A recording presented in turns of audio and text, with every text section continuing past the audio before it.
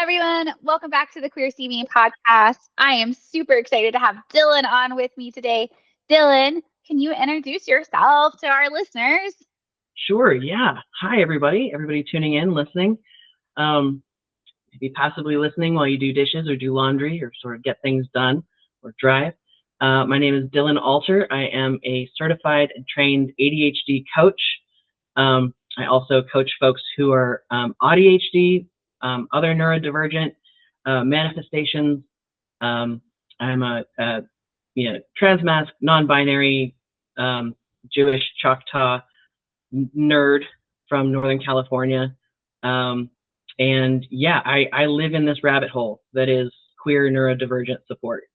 And I'm really excited to be here today. Thank you so much for joining us. Would you like to share your pronouns with our listeners as well? Sure. My pronouns, I'm very user-friendly on pronouns. They, them is most inclusive and sort of most accurate, but he and she are also welcome. As Hannah Gadsby said on her special, her queer special, I'm just sort of gender surprised. I'm okay with whatever anybody chooses. It's always just a little surprising. I really enjoyed that special. And then one of the comics that was on that special was actually just recently at the Lavender Rights Project Black Trans Comedy Showcase, which is, I think it's the third one that they've done in Seattle. And it was phenomenal. And so that was Dahlia Bell. And I just love Dahlia. Has a pretty dark sense of humor. And so I was super stoked to see them on the Netflix special and then get to see them again live. Okay, I digress though. Back to it's supporting folks with ADD, ADHD, other forms of neurodiversity. Can you tell because like most of our listeners are like primary care providers or prescribers for hormone care, right, is our target audience. And so could you tell our listeners like how just like coaching works for folks with all kinds of neurodivergent experiences, so they kind of have a better idea of like what they would be sending their clients to, or patients as we call them? Yeah. We're finding increasingly that coaching can be a really meaningful addition to a neurodivergent person's care plan. Ideally, it works in conjunction with therapy and medical care. However, I get a lot of clients who have been in therapy for years or who have been diagnosed for years and were just sort of given meds and then don't know what to do. For ADHDers specifically, we can go over the theories of things, talk about the concepts of things, understand the medical implications, and then do nothing with it. There's a real divide between theory and action, and that's sort of the crux of executive function. So what coaching does is it sort of takes all of that support that therapists and medical providers have supplied and then helps the client put it into action in their daily lives, helps them play test it, helps them sort of fit those accommodations or skills along with medications into their daily lives in a way that works. Yeah. Do you have any like 90-second TikTok hacks that you could give as an example for our I just made the world all about TikTok. I'm sorry. But for our clinicians, just so they have like a concrete, that's the thing that like someone might get going to a coach. Am I making sense with that question? Sure. Yeah. And the tricky thing is that these TikTok hacks, the reason why they haven't cured ADHD, right, and why we haven't just all of us found like the right worksheet somewhere on the internet that's going to fix our ADHD, is that we really need customized care. It really needs to be fit to the person. One example, right, is we talk about gamifying things, right? But coming up with a game for doing the dishes or something is really hard when, in those executive function struggles, you might struggle with metacognition. You might struggle with working memory to remember that gaming is a thing. We'll forget the tools that we have. We might not be able to strategically decide or prioritize when that happens. But when you're working with another person, it becomes a lot easier, right? Because we're depersonalizing that process. We can do things for other people that we can't do for ourselves. One example of a strategy that worked really well with a client that they gave me permission to talk about was a client was their partner was getting ready to break up with them because they just wouldn't manage to clean the bathroom. They weren't helping out with household chores. They were completely willing to, they wanted to, they were enthusiastic, right? But they didn't really know how. They were afraid they were going to mess it up or do it wrong. So they had like some perfectionism, some rejection sensitive dysphoria going on. They would make an attempt and then just sort of like end up playing video games, and they weren't sure what happened. And we tried, okay, what's the first step? We would try making a specific time for it, and it didn't work. And we noticed that where they kept ending up was playing video games. So we turned cleaning the bathroom into a game. They had to clean the bathroom while playing The Floor is Lava. Yeah. Right? Yeah. And even that wouldn't have been accessible had they not been on medication that, dealt with their anxiety, right? Helped them, initiate a task, undermine some cognitive rigidity. Yeah. Right? And get into this playful, creative state. And then cleaning the bathroom while playing The Floor is Lava turned into this delightful creative opportunity for them. They were doing time trials. They got a little like light machine, like playlist, and turned this, real obstacle that was undermining their relationship and their sense of self, their like sense of like confidence in themselves, into something that could be fun and easy. Yeah. Yeah. I think like,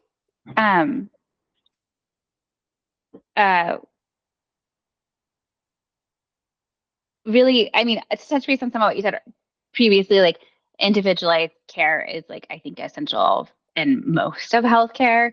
Right. And so absolutely think that parallels like what we do in trans healthcare, or like what my goal is for people to be doing in trans healthcare, right? Right. Is really centering our patients' individual goals and values, and how we come up with a treatment plan. But also I think, kind of what you're saying around that sense of self-worth. I think this is one of the things that I did not understand about ADHD as a clinician until like I lived with someone with ADHD. Right, is just like how let me rephrase that. Like everyone close, like everyone important in my life got like in the past 5 years has been diagnosed with ADHD, right? Like not just like people I live with, but also like a few of my closest, best, longest term friends, like, we met in our like, early 20s or whatever, so have been friends our entire adult lives. Yeah. And like previous partners as well. It was kind of wild.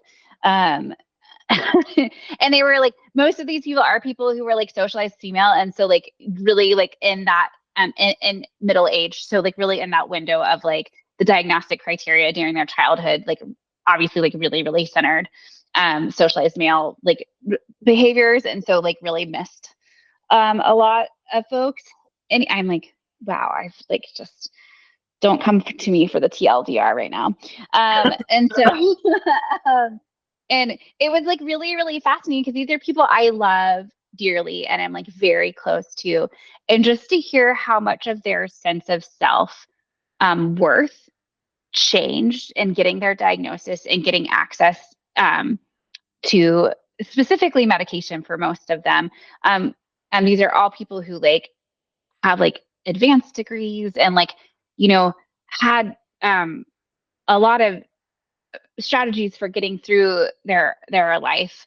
But like just, it was just wild. Like I don't think right? Like, and I'm not, ADHD was never my focus. I'm a medicine doctor, so I'm a little bit of, by training, it's like, yes, I definitely could help diagnose people with ADHD, definitely could help start medication for people with ADHD. Have known about ADHD coaching for actually since I went to medical school, because our university system had coaching support. And so that was back starting in 2008. Um, um, but I think like the intricacies of the experience are like something that I knew much, much less about. And just like how many of the important people in my life, and this is, Dylan probably knows the research and literature. I just know that these like, 5 people's personal stories, my N of 5 over here. But yeah, it was just like, so, I mean, it makes total sense, right? That like inability to accomplish task in the way that like capitalism and uh, society kind of puts on us might lead to a sense of challenge around self-worth. But like I just didn't realize what a big impact it was having on the people I love until the past 2 years when we all got diagnosed, and then like we started talking about it. I was like, oh shit, like fuck. Yeah, it's it's something. ADHD is something that I think was seen as something relatively trivial, and it's massive. It's absolutely massive. The diagnoses have tripled in the last 6 years, and I think that there is so much neurosexism in medicine, and I think that translates to a lot of neurohomophobia and neurotransphobia. And I think that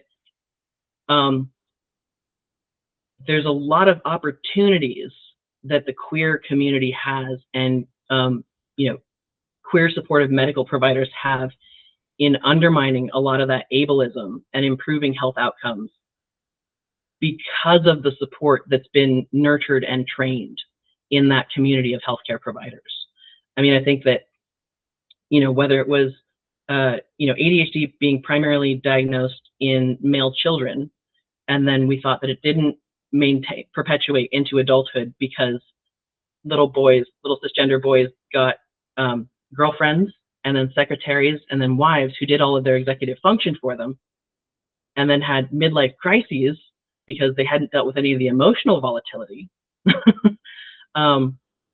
And now we're seeing cis women become diagnosed around midlife, when the hyperactivity has been inattentive, and when we're seeing the menstrual cycle start to exacerbate ADHD symptoms, especially in menopause.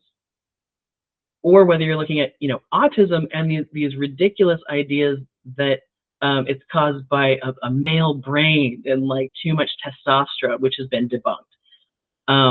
But that ABA was basically an extension of gay conversion therapy. I think that queer community and queer supportive providers have a lens of just sort of seeing where the cultural BS is, and getting to sort of the root of the more important issues, like the comorbid conditions. Because the health outcomes for ADHDers and autistic folks are just painful. And we're starting to see, there was a law last year that was luckily shot down, trying to say that autistic folks and possibly people with ADHD should be denied trans health care because they're not of sound mind. And even though we're starting to see studies looking at the impact of the hormone cycle on ADHD, ADHD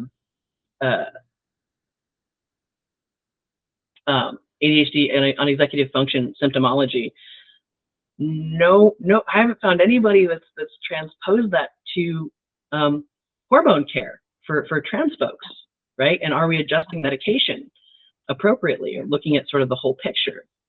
It's a very exciting time for neurodivergent research, and yeah, we're learning so much every day. Yeah, we've actually talked a little bit about this together in the past, and I've been trying to put together a panel for the Queer See Me platform of people to like deep dive this like Oh, cool. hormonal interactions and effects with ADD medication and symptomatology. And Whoa. let me tell you, I am struggling to find people for this panel. So yes, I don't. I'm a little. Yes, I might have to go back to Crystal. the drawing Yes. board about how to like do this panel. Um, um, If I can help, yeah. I will cold call endocrinologists and be like, we need you. Well, no, but so no one. Well, so like in my pool of people I am connected to and can ask, like, is anyone doing this? Does anyone have expertise in this? Like, no one has responded yes. And so, and cold, 3 out of 4 endocrinologists don't even feel competent in trans healthcare. So finding the endocrinologist that feels competent in trans healthcare and the intersection of ADHD management, like it's going to, we would be cold calling forever. But right. You were, I mean, you were in my brain, you were on this theoretical panel. I think what might have to happen is I think like this is now we're like randomly talking about a panel instead of the podcast, but what might have to happen, podcasters, you can come to the panel when we have it. But is like you and I sit down and like go through this literature a little bit more closely together. And then like the panel is just more about theoretical conversation than like what I'm actually doing in clinical practice. Cause I don't like you said, I don't know that anyone is doing this in clinical practice yet. And so I'm having a hard time finding a clinician who can speak about it expertly. But anyways, podcasters, listeners, preview to upcoming session. And if you know about this stuff, please reach out. Yes, please. Come be on the panel. There is an honorarium. Yeah, I would be so excited about, just sharing the research and figuring it out, if folks haven't put it into practice yet. Yeah. Yeah. I think it is really fascinating. And I just think like, I just think about all the ways in which, all the ways in which like healthcare is like just like really ableist, like even right, like the context of like how you have to make appointments, like right, like I think about this every time, like some of my I'm part of an HMO and I can like book an appointment online with my primary care provider, but any of the specialists I have to call, and I think like one of the people in my life who I love with ADD, like phones or no's, like cannot make a phone call, can't happen. Right. And then I'm so glad you brought this up. I'm so glad that you brought this up. This is something that like was on my like little notes, like, don't forget to say this.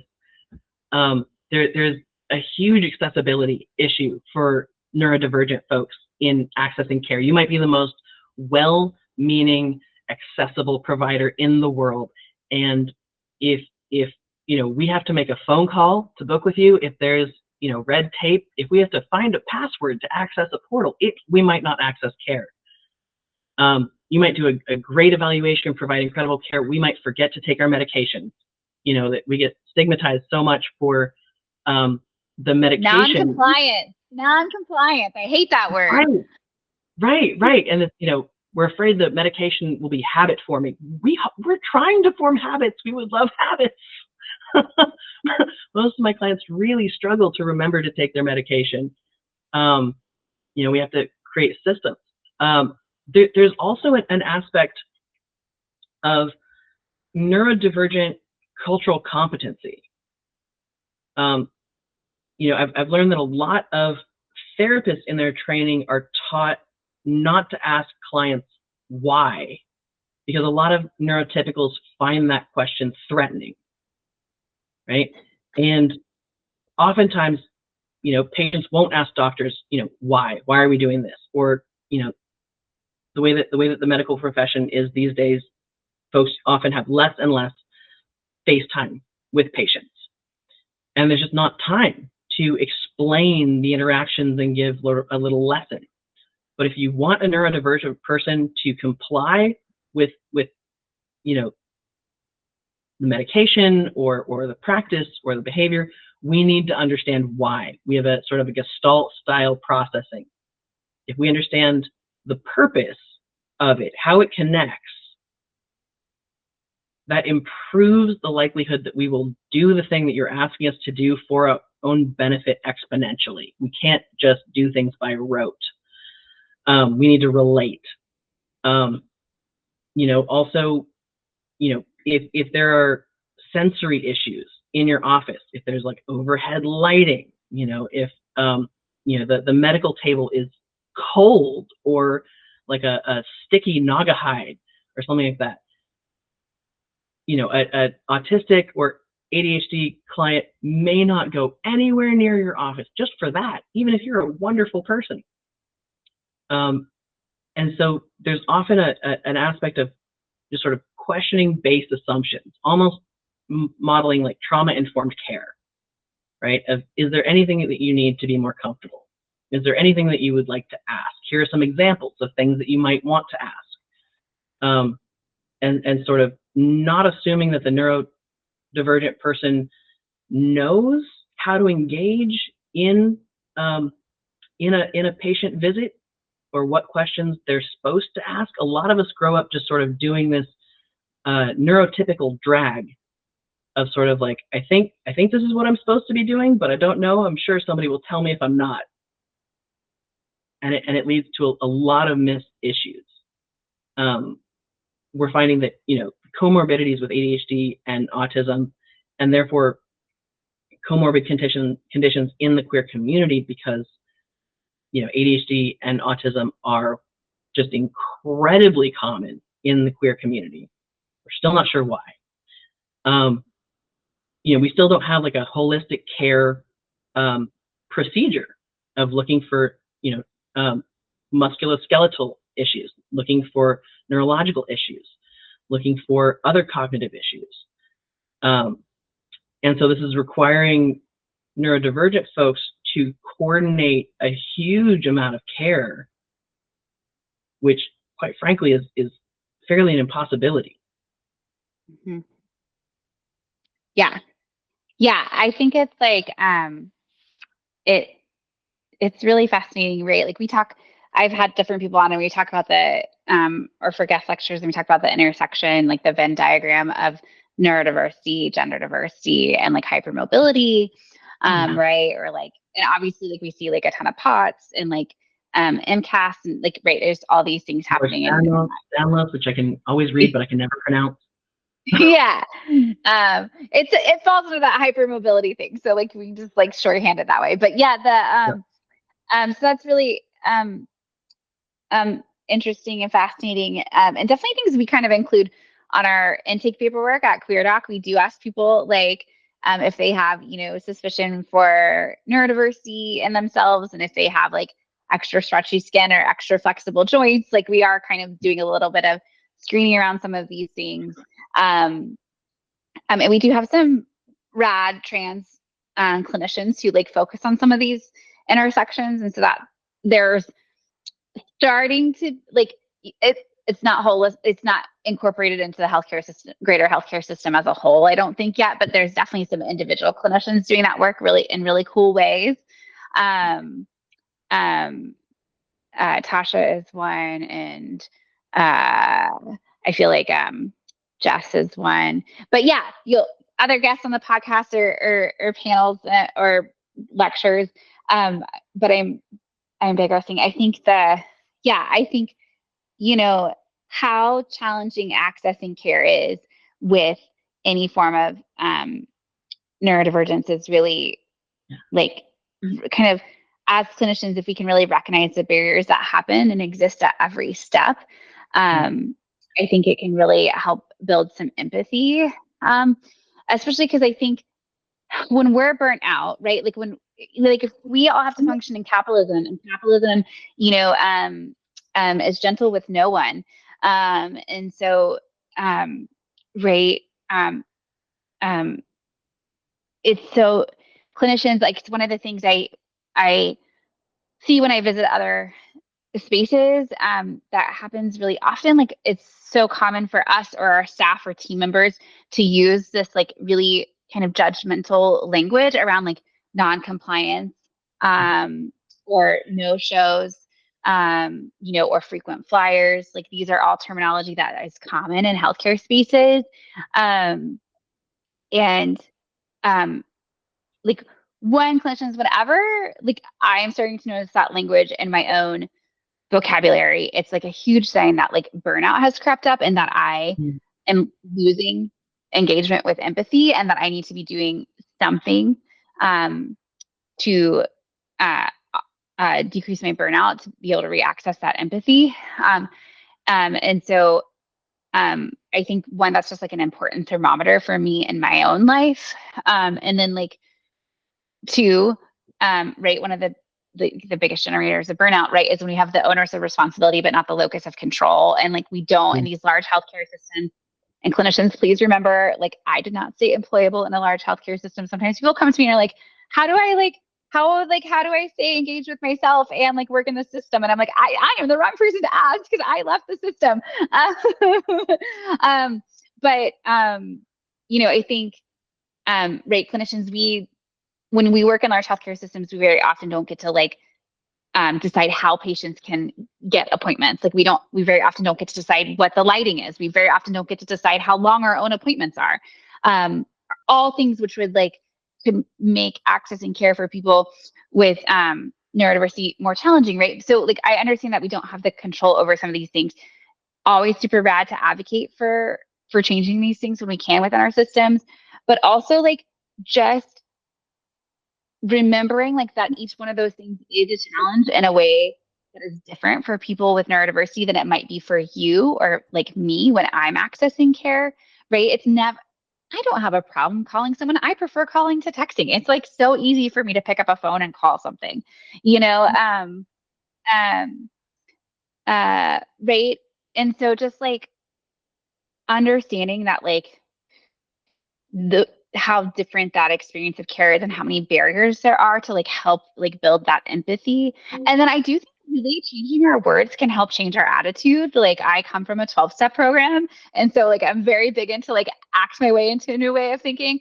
Right. And so really like re-changing that language, like, I don't talk about patients being non-compliant, right? I might say like, the patient's been having challenges, um, um,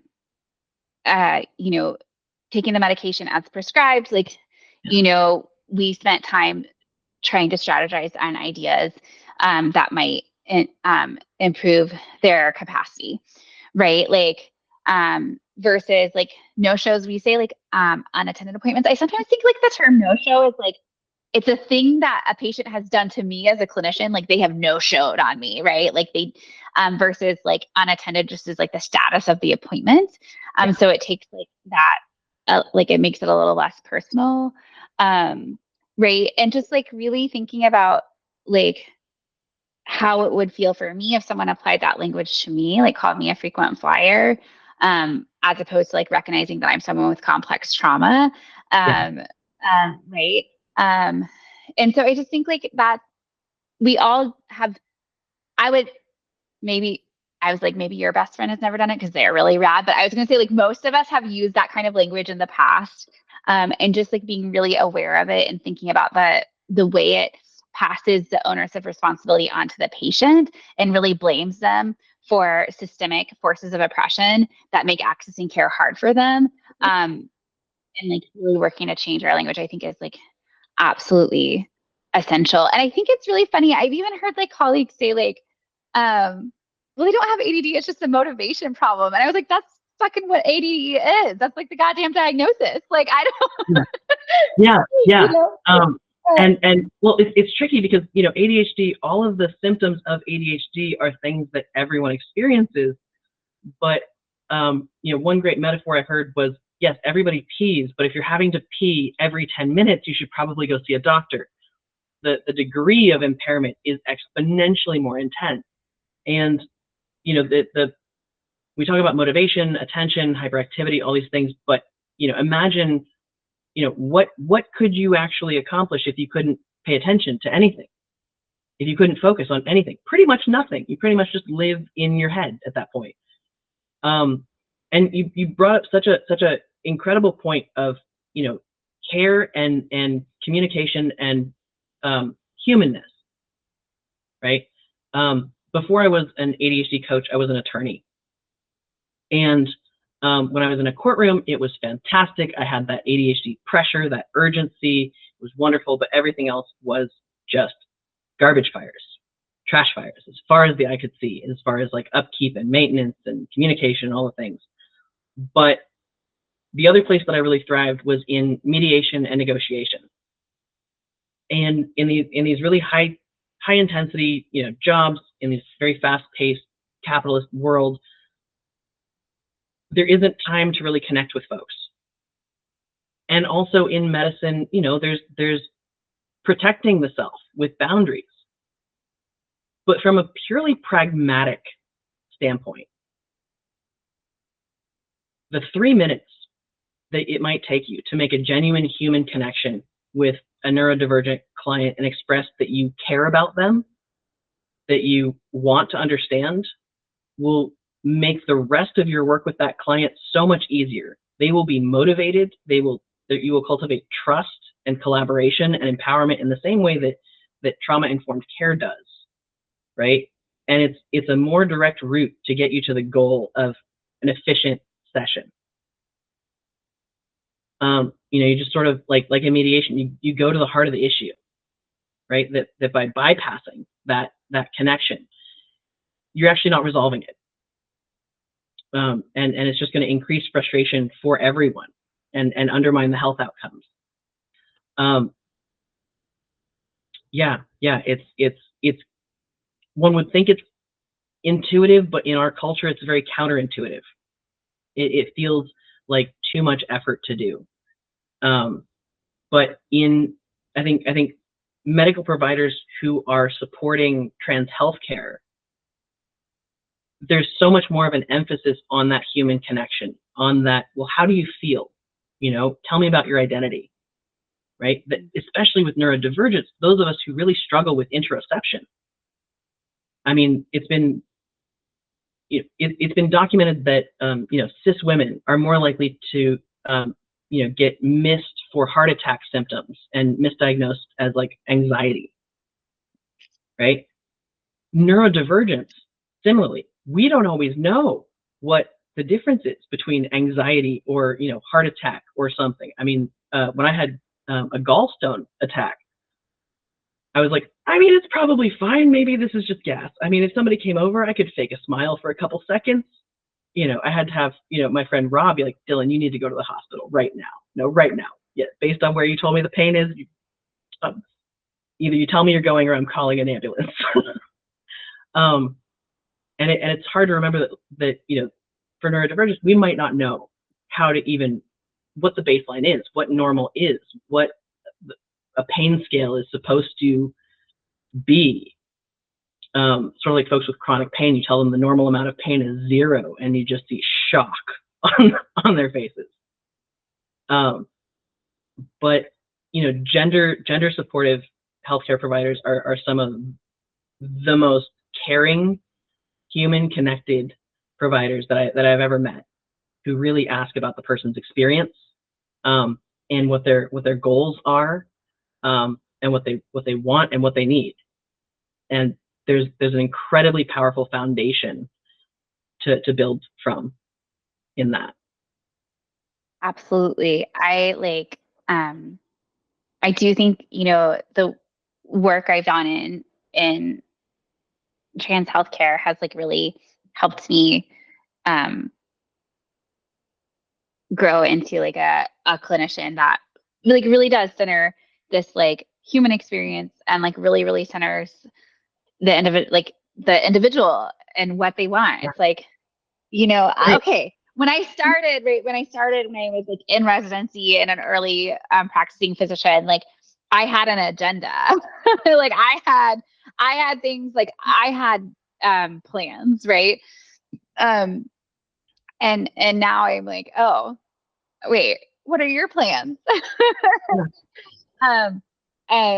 And so I think it's like really, really super, super rad. And this is just another facet of doing that, work in that way. And I think, you know, yeah, like I think it is, I really enjoyed the analogy about peeing and having to pee every 10 minutes. And like, this is like something, right. It's like, and one of the people in my life who has ADD, and we've talked about this, right? Like they're like, wait, you just like you want like you have a task that you need to do or want to do, and then you just do it. And I'm like, yes. Right. The vast majority of my experience of my life does not involve like kind of some of the executive dysfunction that like delays task accomplishment for me. That's just not like my experience of life. Right. But I sometimes get a little taste of that, right? Like right now, watering my plants has just become impossible. Like when I think about watering my plants, like I just have this huge barrier in my brain about like fitting that task into my daily life, about like how much work it is, about like the whole process. I also like several of my plants need to be repotted, and so when I water them, I then like feel shame that I'm like neglecting their needs. Their roots are going everywhere. Right. So there's this whole process for me that is happening with watering my plants right now that like is not a typical experience of task accomplishment for me in my life. But that is like a very similar experience, Yeah. right, to what people with ADHD experience. So I think for clinicians who aren't, if you aren't neurodiverse, if you haven't had this, like you can think of these moments where you've had something similar and just like multiply that by 100 and apply it to every activity that you want to do with your life. And then like maybe like, right, again, build some of this empathy around this experience and like, and just like, yeah, I think, right. Yeah, absolutely. I mean, I've got a client who still texts me every now and then, because they're still mad that apparently for neurotypicals, lazy means you don't want to do the thing. You're happily not doing it. Not that you're stuck, paralyzed, desperately judging yourself, or you're cruelly judging yourself, desperately trying to do the thing, and like calling yourself lazy and just all this negative self-talk. They thought that for their entire life that was what lazy meant. And you've also got PDA, pathological demand avoidance, where I've been hearing from clients that a major healthcare provider network in California that goes by the name that is also the name for a certain type of dinner roll, not to throw anybody under the bus, has a policy of testing ADHDers for marijuana use. Even though marijuana is legal in California, it's fine. But their policy is that because there are a few studies that have shown that it exacerbates ADHD symptoms. And a lot of ADHDers self-medicate with marijuana to just sort of like slow their brain down, right? Or relax after the medications wear off. And clients have told me that, when they've been quitting marijuana, the thing that made them want to smoke more than anything was being told that they were going to be tested for it, out of this like spiteful, you don't tell me.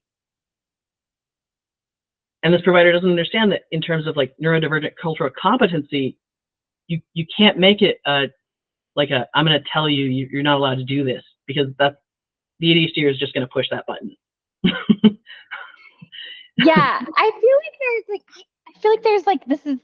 there's kind of an example of this that it's like I can't quite remember the story I want to tell right now, which is gonna like tickle my brain. But there like I feel like this comes up, kind of.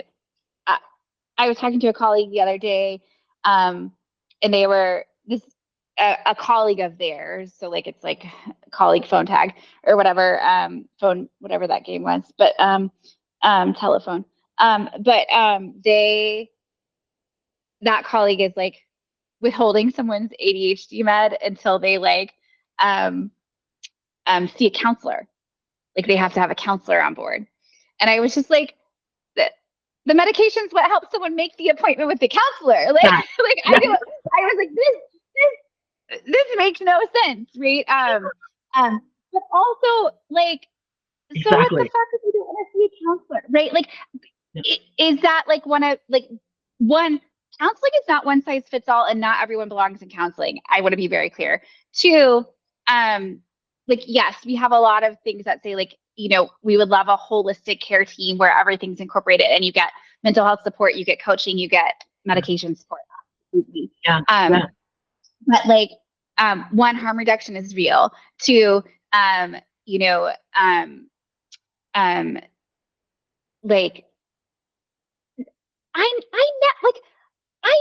don't make the healthiest decision about anything every day of my life. I don't even make it most days of my life, most of the time, right? Like, I'm just like, when fucking clinicians, when we like get in our high hat horse, whatever the expression is, and are like, that's not like the best choice for your body, or that's not the best health choice. I'm like, okay, I didn't make the best choice about breakfast. I didn't make the best choice about physical activity.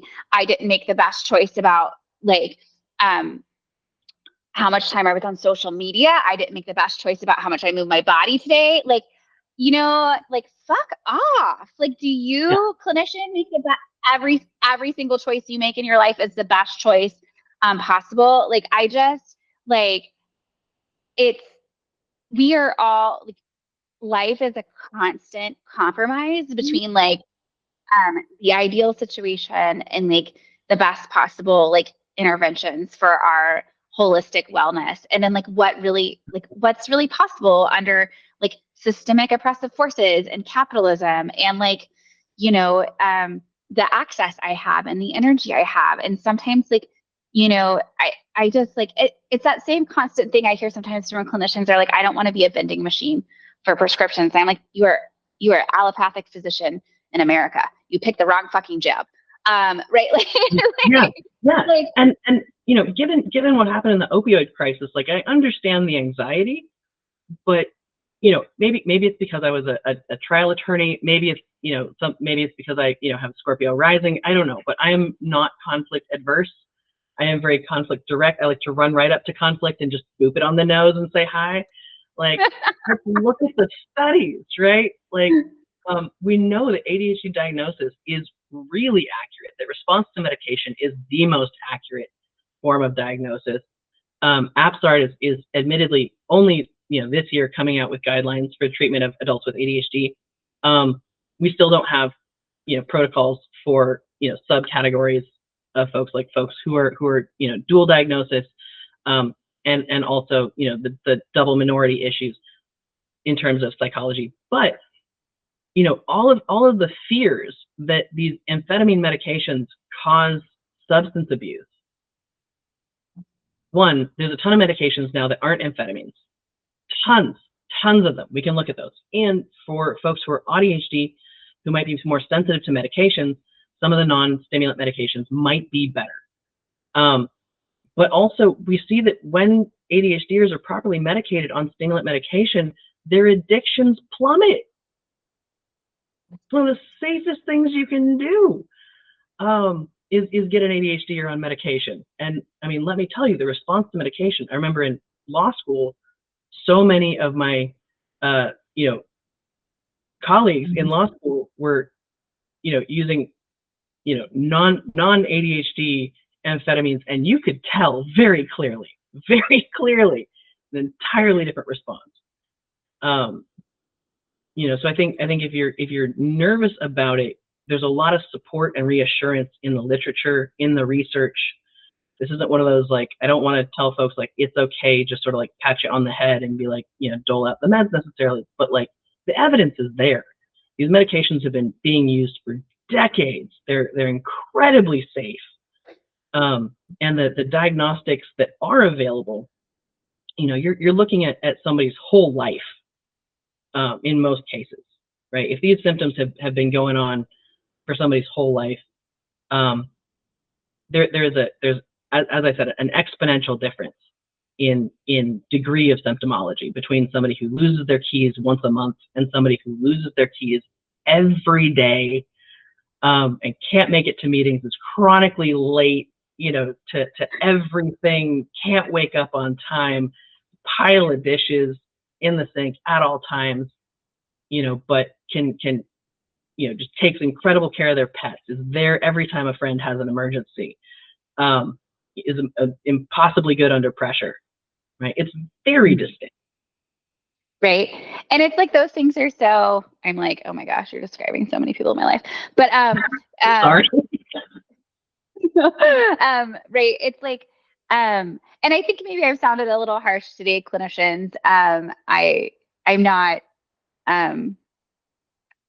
well, if it felt pointed at you, take a deep breath with me and understand that like, we are all on a journey of like learning more about, these things that have been like really socialized into us. Like neurotypicality has been socialized into us, and it is required by and so like, right, we're all on a journey of like trying to like understand the bias that we were trained into because of these things. And so like, take a deep breath. Like, I'm actually not saying you are a bad person.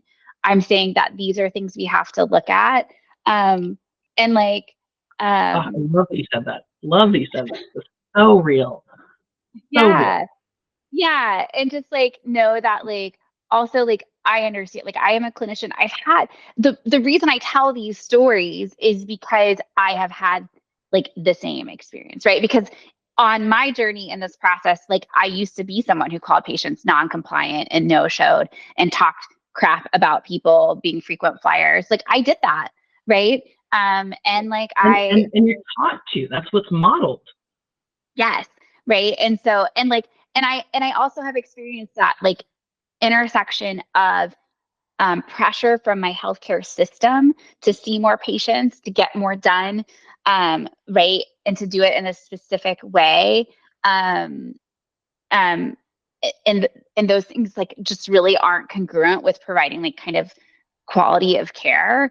And so I understand all of those things, and I want to be really clear. Like I actually couldn't find a solution that like let me avoid burnout and fit within a traditional employed healthcare system model as a clinician. So like, if you're still on that journey, clinician, and you're feeling like I maybe pointed some fingers at you today, just know that like I had to step outside of that. And so like, please take my finger pointing gently, and like just know that it's like really more about like, let's look at like how the system is driving these things and how it really integrated them into ourselves, and how we can start working on unwinding that within our individual self, and then advocating within the system to change things.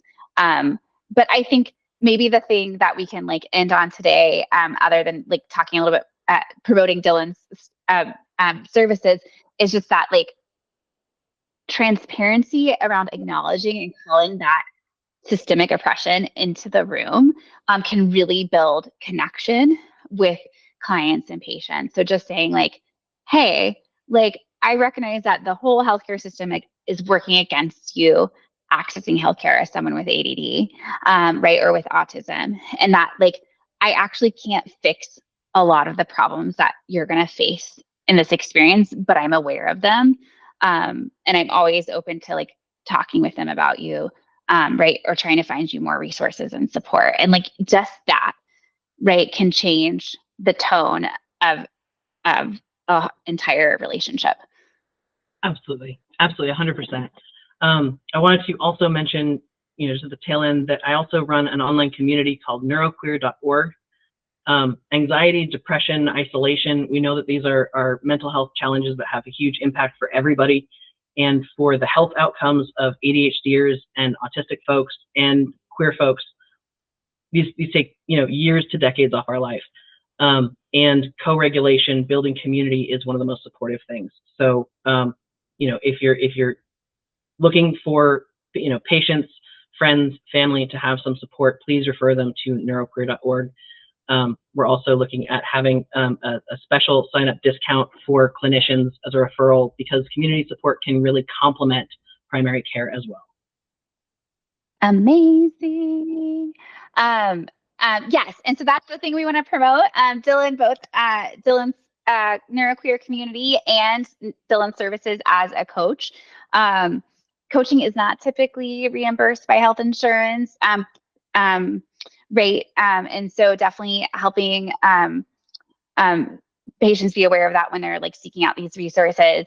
But it is like a phenomenal, I feel like it's one of the most impactful and life-changing things I've seen for my patients. And so I highly encourage people to have their patients look. There's at Dylan's resources and at Neuroqueer. And then anything else you'd like to say to our clinicians before we let them go, Dylan? Yeah, thank you for the things that you're doing. And also, we're seeing that neurodivergence is also increasing a lot in not only the legal field, but also the medical field. And so if you suspect or have, colleagues who could use some support, feel free to reach them out. I do free consultations on my website, alternativeadhd.com.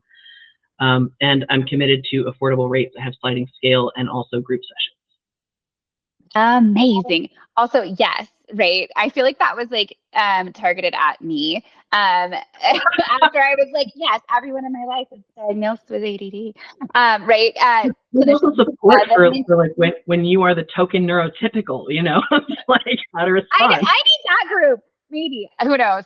I think the hint, though, that being their clinicians, if you are surrounded by people who are neurodiverse, it might be a cue to check out resources for yourself. But Dylan, thank you so much for your time today. I'm super excited to continue just to like let the world know about the community you built and the resources you have.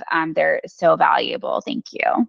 And thank you so much for the work that you're doing, just improving healthcare across the board for our queer community. It's so meaningful and so important. Yes. Okay. I'm going to stop our recording.